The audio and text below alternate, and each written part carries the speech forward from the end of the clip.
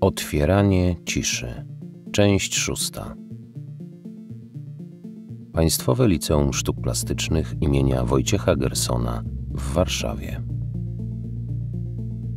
Moja siostra Kaja to zielony foczar. Moja siostra Kaja o czarnym parkocie.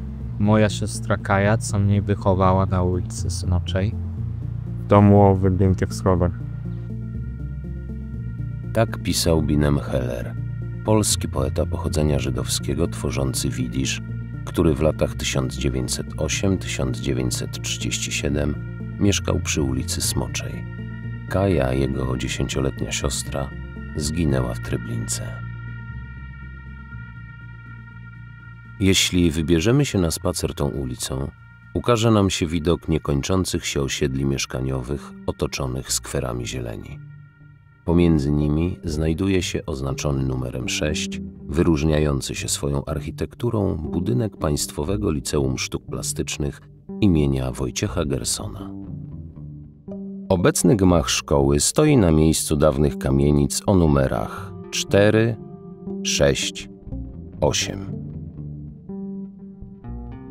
W dzisiejszych czasach jest to spokojna okolica. A w budynku przy Smoczej 6 uczą się przyszli artyści.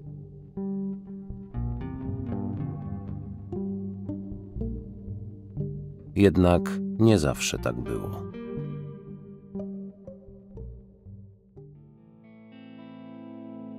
Pierwsze wzmianki o ulicy Smoczej zaczęły pojawiać się już pod koniec XVIII wieku. Długa, krzywa, gęsto, lecz wyjątkowo brzydko zabudowana, pełna brudu i wrzaskliwego tłumu, ulica ta jest prawdziwym rojowiskiem najbiedniejszego proletariatu żydowskiego. Ulica od samego początku była ściśle związana ze społecznością żydowską. Na skrzyżowaniu ulic Smoczej i Nowolipek pod numerem 53 od 1914 do 1938 roku mieszkał Józef Rotblat, który w przyszłości zostanie wybitnym fizykiem uhonorowanym pokojową Nagrodą Nobla w 1995 roku.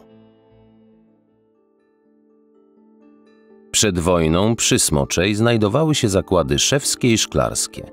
Między innymi pod numerem 7 pracownia obuwia Ajzyka Kirsza, pod numerem 9 zakład szewski Srula Kopki, a pod adresem Smocza 2 zakład szklarski Moszka Szklarza. Mieściły się tu także sklepy spożywcze, pod numerem 1 prowadzony przez Ester Grimbaum i pod numerem 5 przez Mindle Frenkiel, a pod numerem 29 tętniący życiem bazar. Naprzeciwko niego w okresie dwudziestolecia międzywojennego pod numerem Smocza 28 prowadził restaurację Josek Linde, a tuż obok przy Smoczej 27 istniała restauracja Ignacego Elkenbauma. Pod numerem 18 Izrael Ambaras prowadził herbaciarnię, a po środku Smoczej pod numerem 30 mieściła się kamienica, w której w latach 1930–35 funkcjonował kinoteatr Europa Feliksa Ścisłowskiego. W miejscu obecnego budynku Państwowego Liceum Sztuk Plastycznych Dawid Warchiwker prowadził manufakturę knotów, wstążek i tasiemek, która istniała od 1907 roku. W 1939 roku w kamienicy przy Smoczej 8 zamieszkał 13-letni Zbigniew Dab, który zostanie później bohaterem Powstania Warszawskiego. Moja babcia, Latosińska, Marcjanna, ona prowadziła takie swoje przedsiębiorstwo prywatne, to znaczy magle. I te magle miała tutaj akurat w dzielnicy żydowskiej, Smocza numer 8. Nas było dwoje, więc zabrała nas babcia do siebie. No i tak żeśmy, powiedzmy, tutaj już u babci mieszkali i żyli. W czasie okupacji uruchomiono linię tramwajową o numerze 29. Był to tramwaj wyłącznie dla osób tzw. aryjskiego pochodzenia. Smoczą przejeżdżał również tramwaj z gwiazdą Dawida, przeznaczony dla ludności żydowskiej. Tramwaj przebywa egzotyczną dzielnicę żydowską o strasznych, zatłoczonych mimo mrozu ulicach, sklepach zabitych, spalonych domach. Mieszkają tam naprawdę już tylko Żydzi i wszyscy Żydzi. Przy wjeździe i wylocie stoją straże, a tramwaj nie zatrzymuje się przez cały czas ani razu. W czasie wojny Smocza należała do jednej z najbiedniejszych części getta, przepełniona ludźmi i pełna niebezpieczeństw. Znacie ulicę Smoczą. Taka była jak zawsze. Tylu ludzi tłoczą się, spieszą się, kłócą się i targują. Wykrzykują, co ma kto na sprzedaż. Ten kartofle, ten papierosy, ten garderobę, ten cukierki. Od 1941 roku miejsca drobnych prywatnych przedsiębiorstw żydowskich zaczęły zajmować szopy, czyli zakłady produkcyjne, których właścicielami byli Niemcy wykorzystujący pracę Żydów. Na rogu Nowolipek i Smoczej oraz Nowolipia i Smoczej znajdowały się bramy wewnętrzne, które odgradzały teren szopów od pozostałych części getta.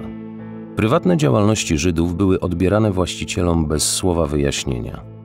Taki los spotkał pana Lipszyca oraz jego sąsiada, którzy jeszcze w 1940 roku prowadzili skład brukwi pod numerem Smocza 7 i skład makulatury pod numerem Smocza 8. Później ich warsztaty stały się już częścią szopu Hoffmana, zajmującego się krawiectwem cywilnym i wojskowym, szopu rymarskiego Kurta Rericha oraz zakładu stolarskiego Schillinga. Między 6 a 12 września 1942 roku w getcie hitlerowcy przeprowadzili akcję selekcji Żydów. Akcję tę nazwano Kotłem na Miłej. Zgodnie z obwieszczeniem ulica Smocza stała się jedną z głównych ulic selekcji. Abraham Lewin, współtwórca archiwum Ringelbluma, tak opisywał ten czas. Znów minął bardzo ciężki dzień dla garstki ocalałych w getcie. Był to dzień strachu i grozy. Nad pozostałą garstką ludzi znów zatrzepotało skrzydło śmierci. Każdy z nich przeżył chwilę śmiertelnego strachu. Żegnał się już z życiem.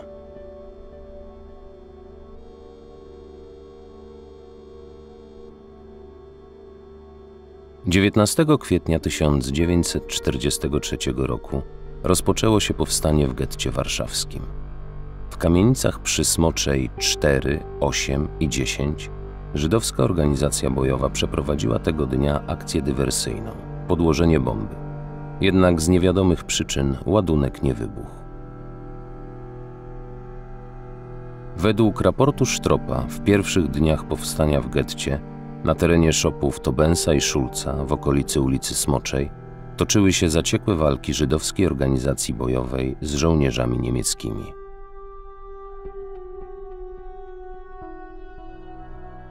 Po wojnie w miejscu zburzonego getta powstawały nowe osiedla i domy.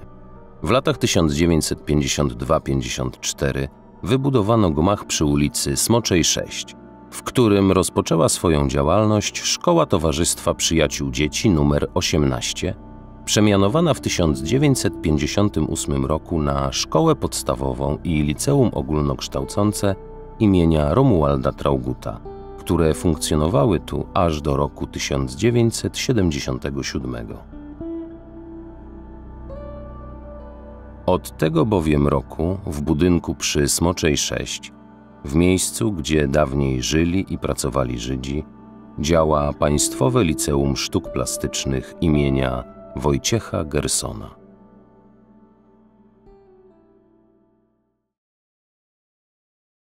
Moja siostra Kaja o zielonych oczach.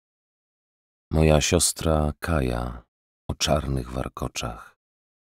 Moja siostra Kaja, co mnie wychowała na ulicy Smoczej w domu o wygiętych schodach. Moja siostra Kaja o zielonych oczach.